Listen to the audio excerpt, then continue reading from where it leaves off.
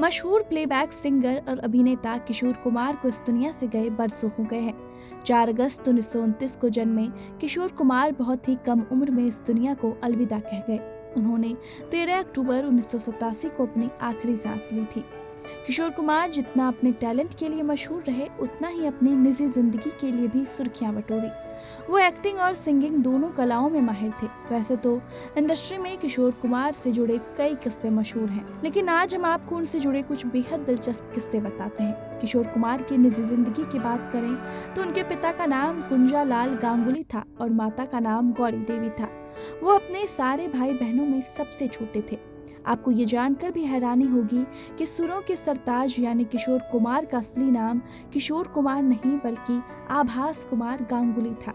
लेकिन बहुत से और भी सितारों की तरह उन्होंने जब फिल्म इंडस्ट्री में कदम रखा तो अपना नाम किशोर कुमार कर लिया और इसी नाम से पहचाने गए। किशोर कुमार के पिता भी एक बड़ा नाम थे। वो खंडवा में बहुत बड़े वकील थे।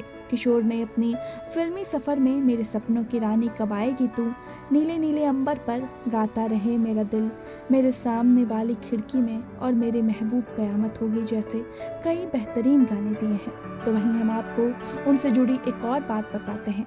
बात 80 के दशक में तब की है जब देश में आपातकाल लगा हुआ था। उसी दौरान कांग्रेस ने किशोर कुमार से एक गीत गाने की गुजारिश की, जिसके लिए वो तैयार नहीं हुए। इस बात से कांग्रेस को इतनी ठेस लगी कि उन्होंने ऑल इंडिया रेडियो पर किशोर दा के गीतों पर प्रतिबंध लगा दिया था। उन पर बैन लगाने वाले कांग्रेस नेता विद्याचरण शुक्ल की बाद में नक्सली हमले में मौत हो गई थी।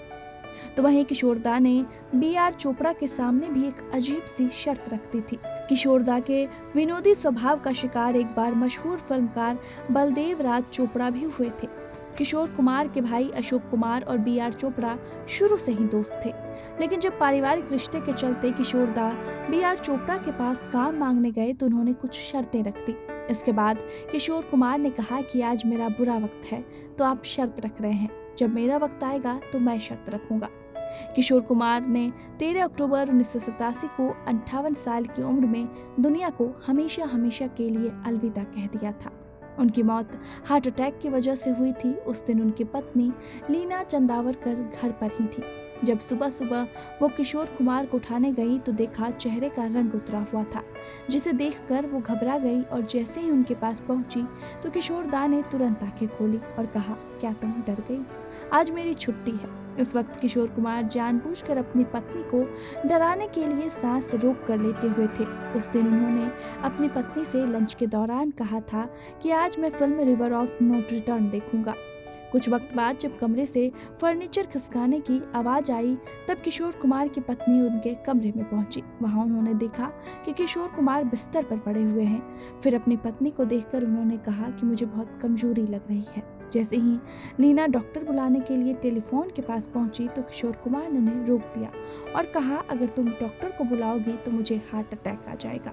इस बार लीना को लगा कि वो फिर से मजाक कर रहे हैं, लेकिन कुछ वक्त बाद जब वो सच में दुनिया को अलविदा कह चुके थे। किशोर दा भले आज हमारे बीच नहीं है, लेकिन उनकी कलाकारी आज भी हमारे दिलों और जुबान पर चढ़ा हुआ है। Bureau report, TNP explore.